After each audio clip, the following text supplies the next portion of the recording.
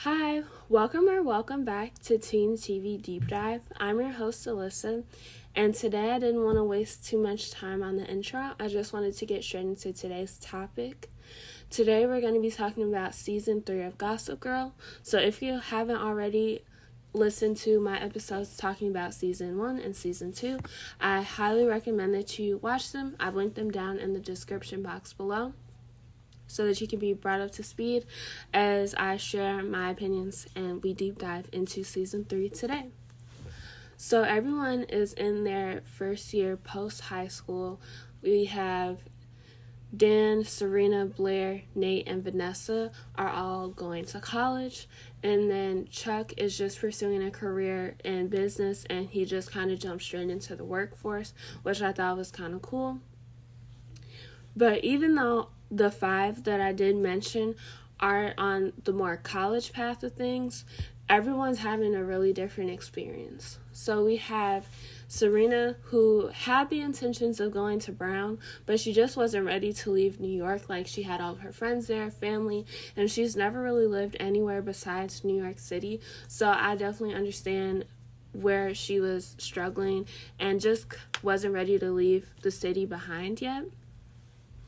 So she ends up not going to Brown, and she also chooses to go into the workforce, and she chooses to have a job kind of in like public relations and that sort of thing. Then we have Dan, who's going to NYU. Him, Vanessa, and Blair all go to NYU, and they all have very different experiences. We have Dan, who is adjusting really well, and he's fitting in. He's finding his tribe way more easily than some of the other characters, especially after high school. He's found some friends that are into writing like him, and just finding a group of people that are passionate about their schoolwork and just care a lot more about their education and future in comparison to like all his other friends from high school. So I think he's like fitting in really well in NYU. And then you have Vanessa, who she's also doing well. She's trying a lot of new things and just going outside of her box that she was kind of in from homeschool, and she was more into film, but now she's expanding her horizons and going into different parts of production and stuff when it comes to entertainment. And she's like interacting with more people who are more humble and like just down to earth like she is, because like I said, she was homeschooled, so she doesn't really deal with people that aren't Dan and then the Upper East Side kids. Those are kind of the only people that she knows, so she's getting to meet new people too. Out of the three, Blair is struggling the most. She's so used to having that queen bee and empire behind her, and Blair kind of being the boss of everyone. She's struggling a lot to find friends in college because no one really cares about popularity, and no one really wants to be bossed around. Everyone is just kind of looking to have a good time and kind of find people that have similar interests to them. So Blair kind of doubts herself and kind of wonders what would life be like if things at Yale have worked out for her. So she feels pretty down in the dumps for it. Then we have Nate, who decided to go to Columbia. He defied his dad, and his dad really wanted him to go to Dartmouth, but he decided to go to Columbia. But you rarely ever see that man there. He's hardly ever at school. So I don't know how Columbia is going too well for him. But yeah. So this season is kind of like the season for the friends to lovers trope, I like to say, because everyone is kind of coupled up with someone that they had a lot more friendship and just a lot more foundation to the relationship before they got together. So I kind of enjoy that. It's something new, something kind of refreshing to see. But first, I wanted to talk about Jenny and just her character from Season 3 as a whole. So this season, we see that Blair has kind of left behind her legacy and just her queen role at Constance Billard to Jenny. Jenny is now trying to turn over and make it a new empire. At first, Jenny wanted to kind of create it to where it's more open for everyone and everyone has the freedom to just be their self and no one has to live in terror or just like these wars between the different girls, because that's something that she had to experience with Blair when Blair's reign was like kind of current. But then something kind of changes where she sees that it doesn't work without social hierarchy kind of in the show. So then Jenny does turn into Blair, but almost worse, because she even starts to pick on Eric, who's now her stepbrother. And you just see her character go downhill. She's very sneaky, like even sneakier than Blair. She's very manipulative as well. So you see her kind of mold people and kind of shift them around as if they're like chess pieces so that she can get what she wants. Then you kind of see that bad things constantly happen to Jenny. She's one of the few characters on the show who doesn't have frequent romantic interests. From the second season, we've seen that she had a boyfriend who didn't even like girls for real. Then this season, she sees this guy. His name is Damien. He went to boarding school with Serena, and turns out he was a dealer. So he had Jenny swept up in the game, and he would pressure her more and more to help him deal and just to do a lot more stuff that she just wasn't ready for. So she breaks things off with him, and Jenny kind of feels upset because she doesn't see why everyone else doesn't have these same struggles, especially in the romance department that she has. So she's very desperate for kind of anyone or any kind of just affection or a confession of feelings from someone. And as we all know, bad things always happen to Jenny, and Jenny gets swept up in the wrong crowd in season 2. And those girls come back and they slip something in her drink. After they slip something in Jenny's drink, they just drop her off at this random bar with a bunch of guys. And then we see Nate comes in and he saves the day, and he tries to get Jenny to get home. And he still covers for her when Rufus tries to inspect, and he tries to see if something's going on. Nate still covers her.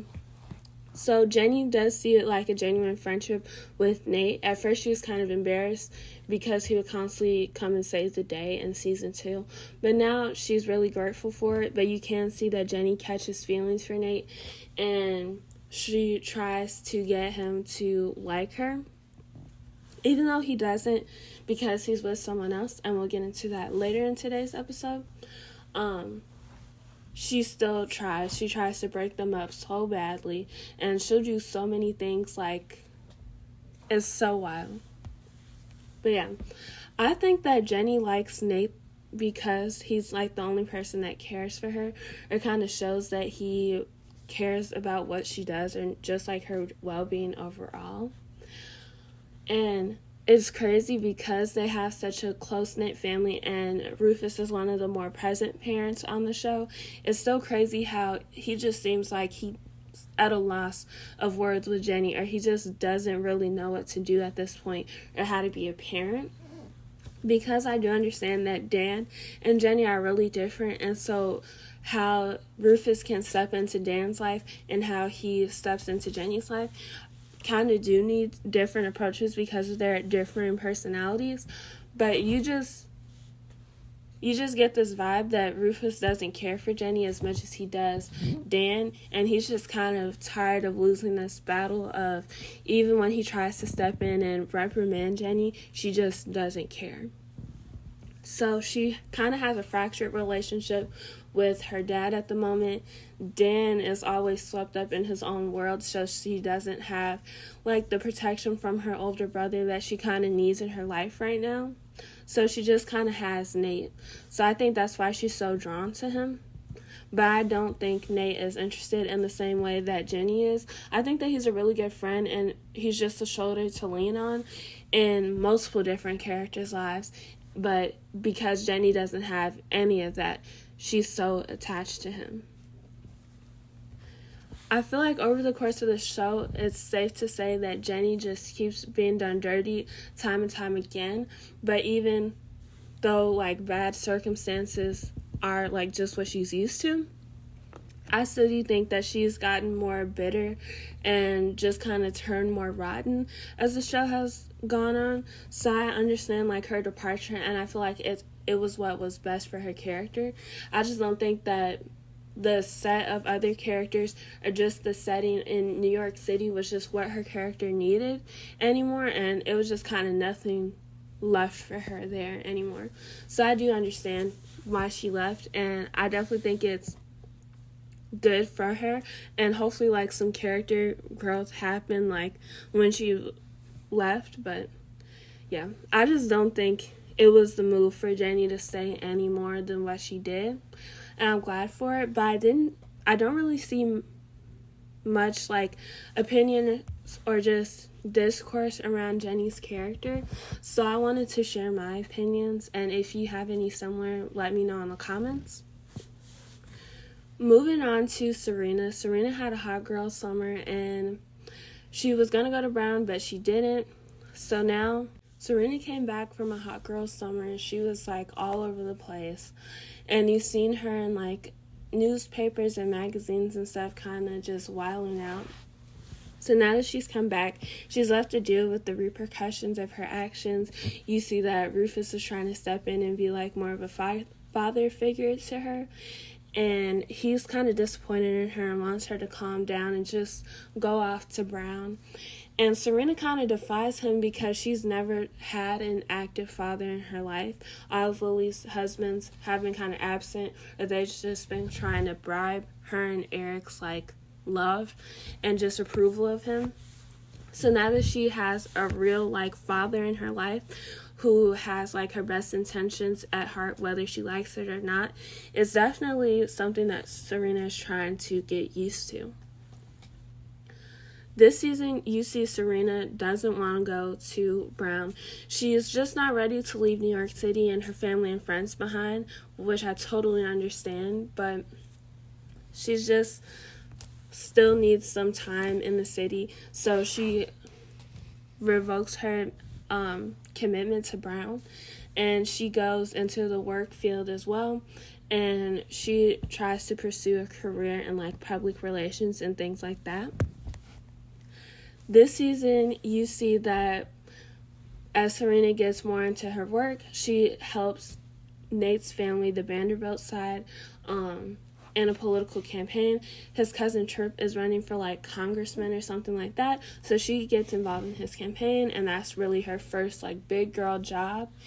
She does, Serena, she's gonna find her man anywhere she goes, so of course her and Tripp kind of have some feelings for each other, but it doesn't work out because he's married, and then he's trying to be a politician, and he's several years older than Serena, so I don't really know where she thought she was gonna be the one to come out, like, unscathed, because there's so many, like, strengths that Tripp has.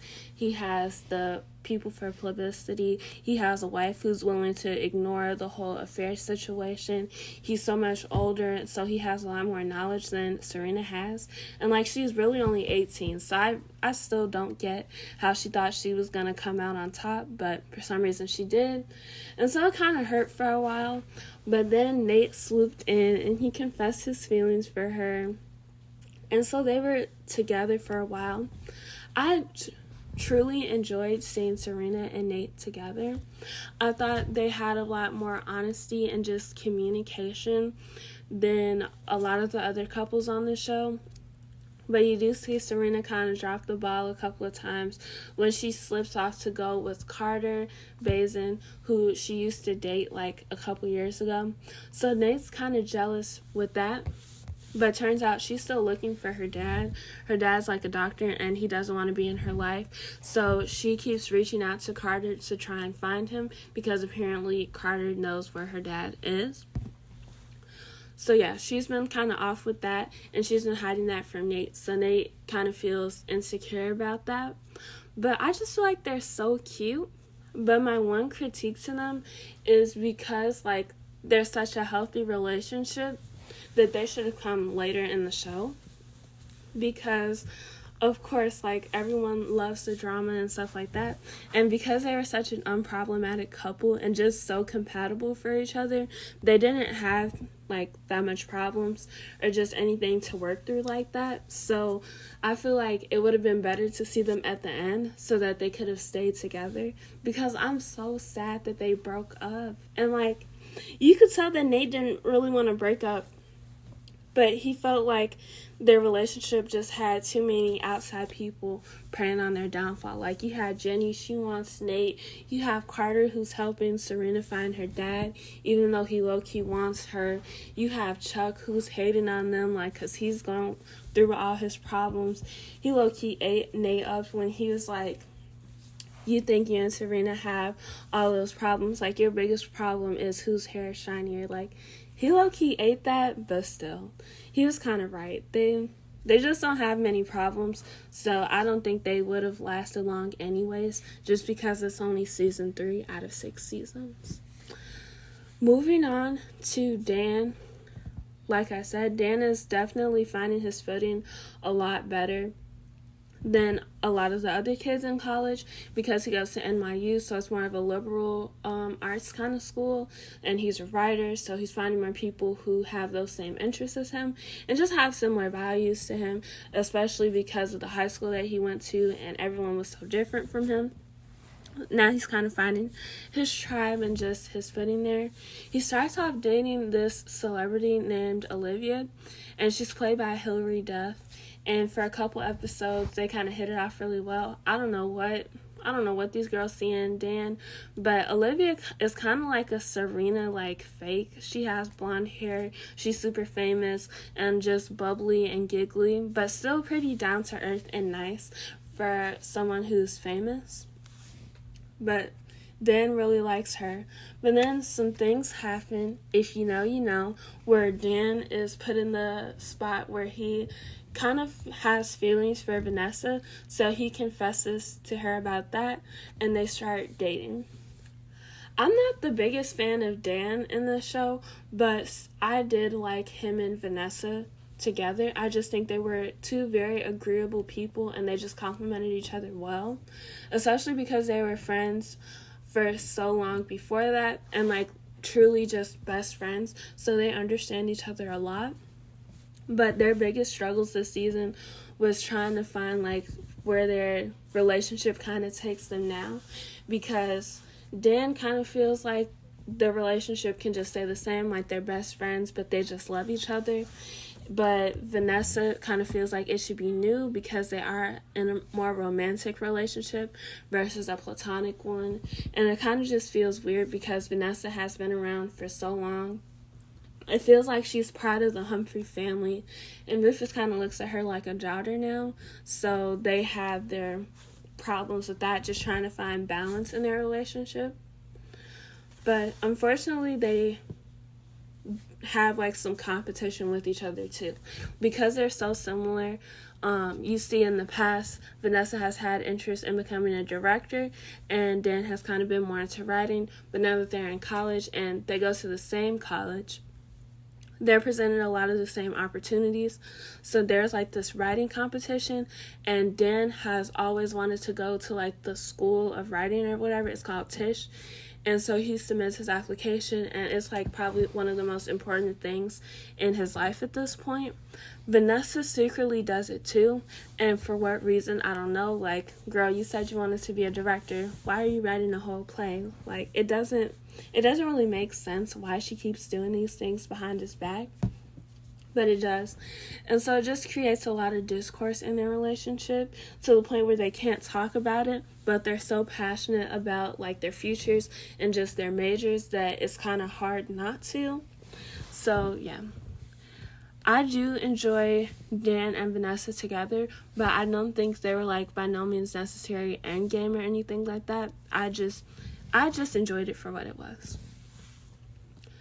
Moving on to Chuck and Blair, they have a lot to talk about this season. So this season starts off where they're locked in and they're going on strong.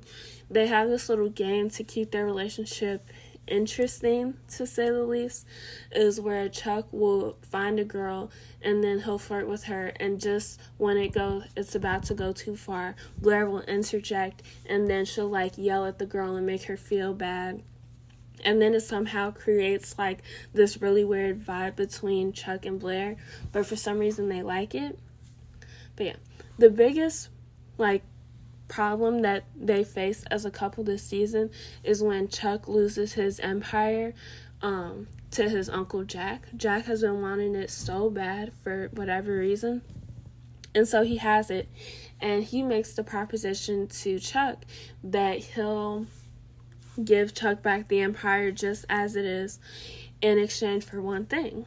And of course, without hesitation, Chuck wants it back really bad, so they make the proposition, and the exchange is for Blair. Jack will give Chuck his empire back in exchange for Blair. And Chuck sells his whole girlfriend, the quote-unquote love of his life, like she's a sack of oranges on the highway. It's so, like, just crazy. And I kind of lost all respect for Chuck because he'll act like he loves Blair like so selflessly and just so much, but I don't think he does. I think he likes Blair a lot in comparison to how he likes other people, because he just lacks like empathy for others. But I don't think he loves Blair or likes Blair more than himself. But I do think that Blair really loves Chuck more than herself. So I just feel like they care for each other at a lot of different levels, and you see that with how they act. So basically, Chuck didn't want Blair to get mad at him because who wouldn't be mad that their boyfriend is selling them like a hot dog on the corner? Like, she was upset. He didn't want her to get upset. So he went behind her back and he made it seem like it was a whole proposition just from Jack that Chuck didn't know about. And so Blair, of course, because she cares about her boyfriend, she did it, and she thought she was doing what she could do and like the best that she could do. But she ended up finding out because Jack didn't actually want her. He just wanted to embarrass them and just kind of cause discourse in their relationship. So they broke up because of that, and I'm glad they did. In the first couple episodes, I did enjoy Chuck and Blair together. I thought they kind of matched and made sense. But then as season 3 kind of went on, I seen Chuck's true colors, and I don't really like him. Blair's already been in an insecure kind of state because she's struggling to find her footing in her adult life. And at first, when Chuck would reassure her and just try and help her out, I thought that he truly cared for her and he was a lot more invested in their relationship.